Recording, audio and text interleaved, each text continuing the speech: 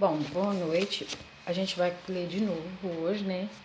O capítulo 17 do livro Os Mensageiros. Vamos dar continuidade aos nossos estudos, né? Aí a gente lembra que semana passada a gente leu sobre o posto de socorro, né? E hoje vai ser o romance de Alfredo.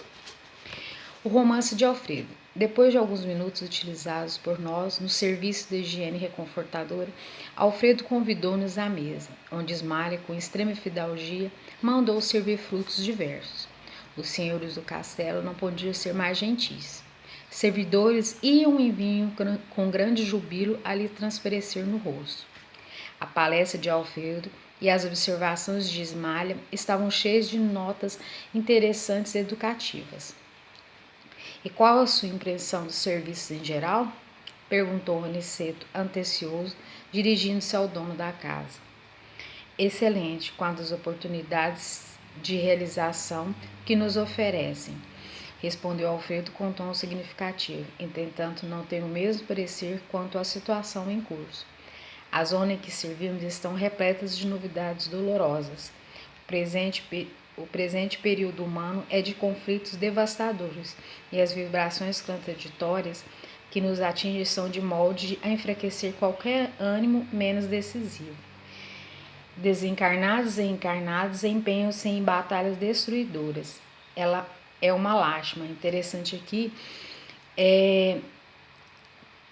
você está num serviço desse, você tem que manter, né, a sua sintonia sempre voltada ao bem.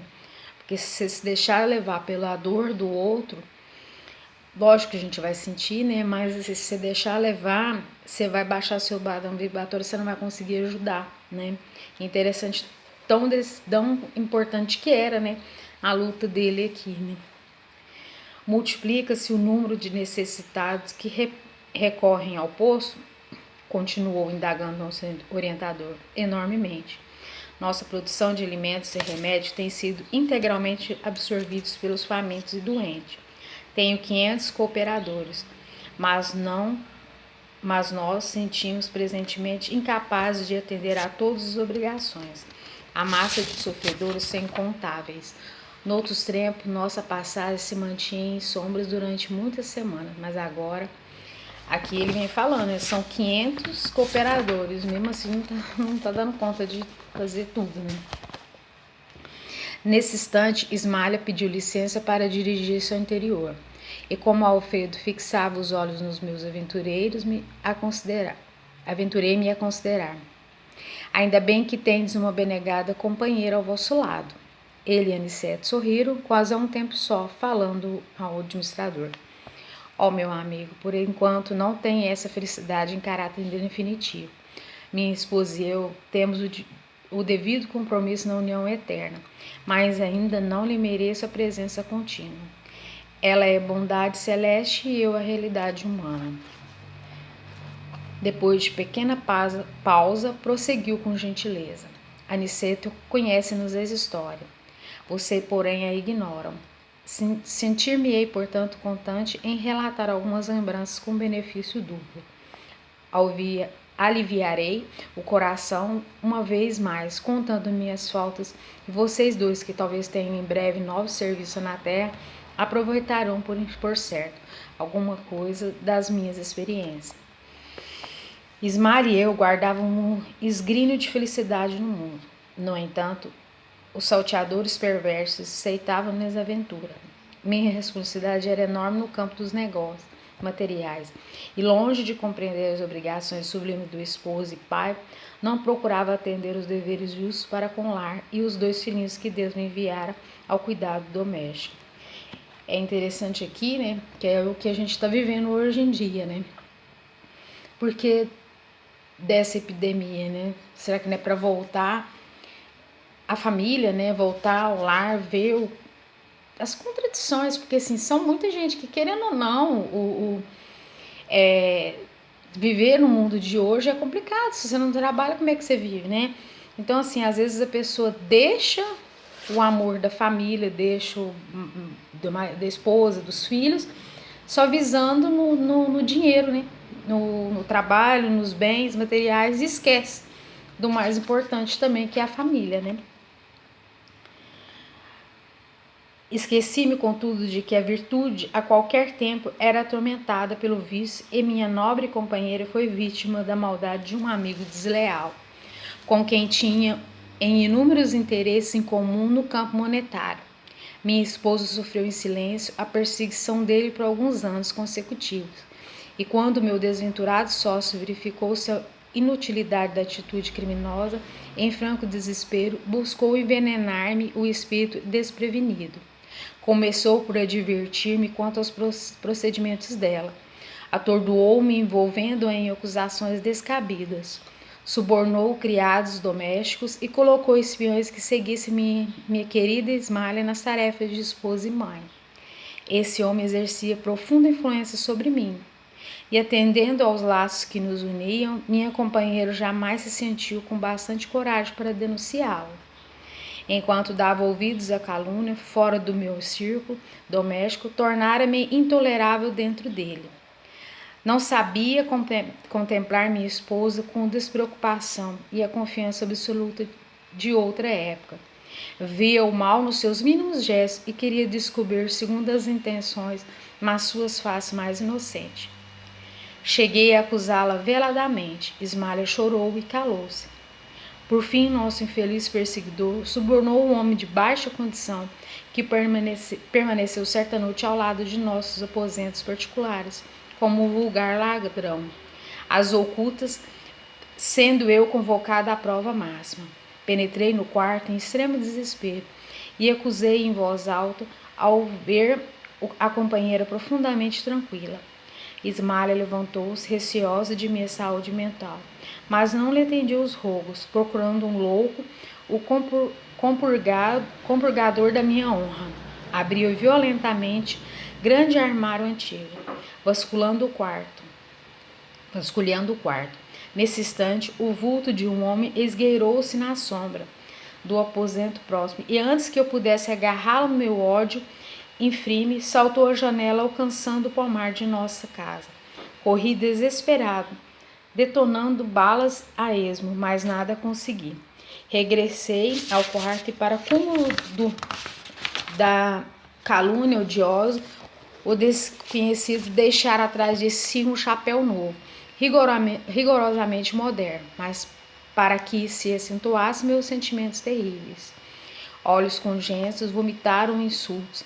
Quis eliminar Ismália, banhada em lágrimas a meus pés. No entanto, alguma coisa que nunca pude compreender na terra paralisou-me o braço quase homicida. Ele cometeu um crime, né? Mas foi detido pela espiritualidade, né? Vociferando blasfêmias, surdo aos rogos dela, afastei-me do lar, tomado de horror. No dia imediato, fiz valer meu direito exclusivo sobre os filhos e providência para que Ismália, convertida em estátua de dor, fosse restituída à fazenda paterna. Contratei uma governanta para os meninos e logo após tomei um baguete para a Europa, onde me demorei mais de 3 anos. Nunca me propus a verificar sérias e embora tivesse o espírito incessantemente atormentado, humilhei os sentimentos mais íntimos, jamais procurando notícias da companheira caluniada. Certo dia, recebi uma carta lacônica na costa francisca. Um parente dava-me informação da esposa. Após 2 anos angustiosos, entre a saudade e o abandono, Ismália fora colhida pela tuberculose, falecendo em terrível